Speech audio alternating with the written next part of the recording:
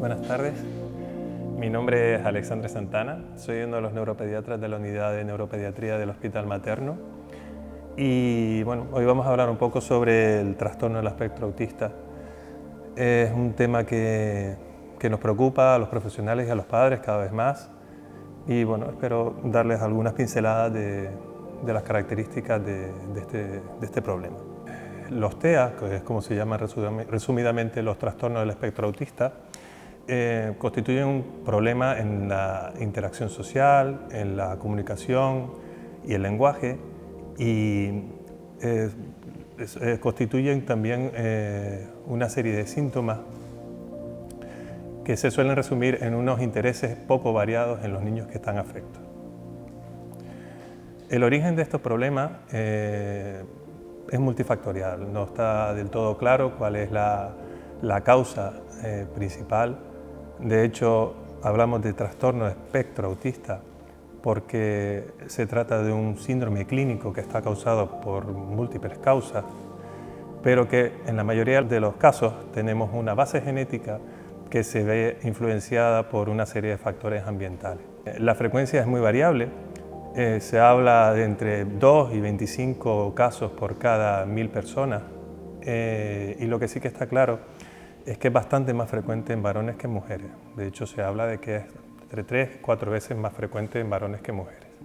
Normalmente el inicio de los síntomas los solemos encontrar alrededor de los 18 o los 24 meses, aunque hay algunos casos en los que ya desde el año de vida se pueden ver síntomas sugestivos. Principalmente lo que vamos a encontrar son alteraciones en el desarrollo del lenguaje, alteraciones en la conducta y alteraciones en la relación social. ¿Cuándo nos debemos asustar? ¿Cuándo nos debemos preocupar más que asustar? Pues cuando veamos signos de alarma. Los signos de alarma los pueden encontrar en muchas fuentes, a través de internet, de libros, etc. Y básicamente pues, comprenden alteraciones de lo que hablaba anteriormente, de la conducta, de la relación social y del lenguaje. Vamos a ver que son niños que no mantienen un buen contacto visual cuando hablas con ellos, que no tienen intereses variados, que cuando juegan no lo hacen de una forma imaginativa, cuando los llamas por su nombre no son capaces de responder a su nombre, suelen tener conductas repetitivas, suelen tener ciertas manías, pueden tener una hipersensibilidad a los sonidos y a determinadas texturas, no muestran interés por sus iguales, no son capaces de mostrar empatía y también una característica muy típica es el que no son capaces de compartir intereses con los adultos.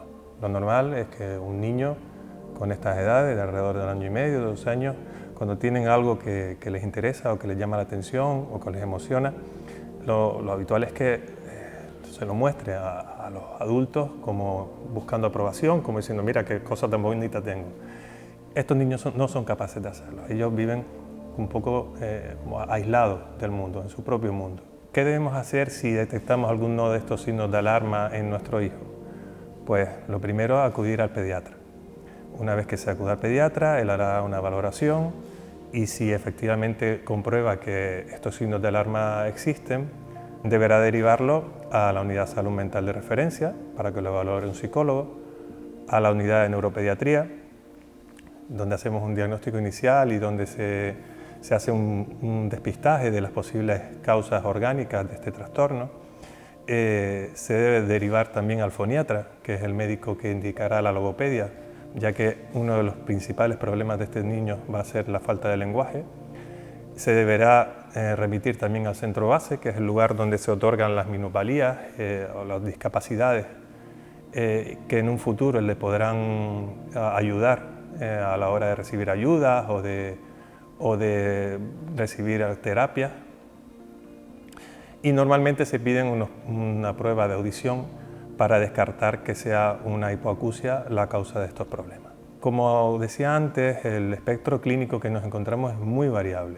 Ahí podemos encontrar desde niños que tienen una afectación muy severa hasta niños que tienen solamente algunos rasgos y que son casi imperceptibles. Esto se explica porque estamos hablando de una serie de síntomas que son causados por motivos muy diversos. Entonces hay que estar muy atento a los signos de alarma para que no se nos pase. La limitación funcional de estos niños va a ser muy dependiente de la capacidad que tengan de desarrollar el lenguaje y de su capacidad cognitiva.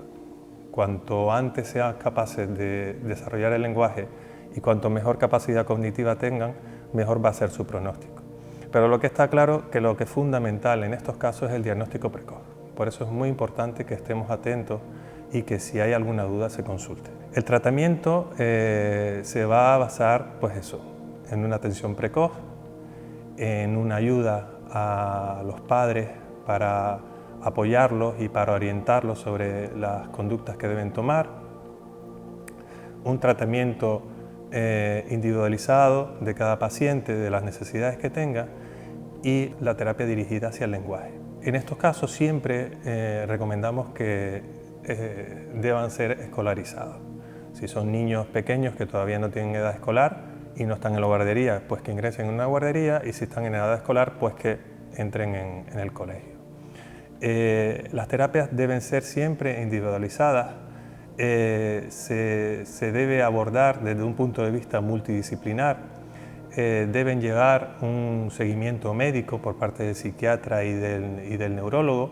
Se debe realizar logopedia en cuanto sea posible para poder mejorar el lenguaje, y en algunos casos podremos necesitar terapia farmacológica, que en ese caso sería indicada por el psiquiatra o por el neurólogo. La evolución de los pacientes con TEA es muy variable. Igual que los síntomas son muy variables, la evolución también lo es. Lo que está claro es que es lo que comentaba antes, ¿no? Que los niños que tengan mejor desarrollo del lenguaje y mejor rendimiento cognitivo van a ir mejor. Algunos, que serían los TEA llamados de alto funcionamiento, pueden incluso tener habilidades especiales. Hay algunos que tienen gran habilidad para la música, para la pintura, para las matemáticas, para la informática. Bueno, en esos casos pues es importante detectarlo y fomentarlo. Pero bueno, lo que está claro en todo esto es que lo más importante es que se debe hacer un despistaje precoz, se debe intentar actuar lo antes posible y poner en marcha terapias de atención temprana. Entonces, lo que tenemos claro es que los pacientes, cuanto antes se tratan, mejor van a evolucionar. Y esto es todo. Muchas gracias.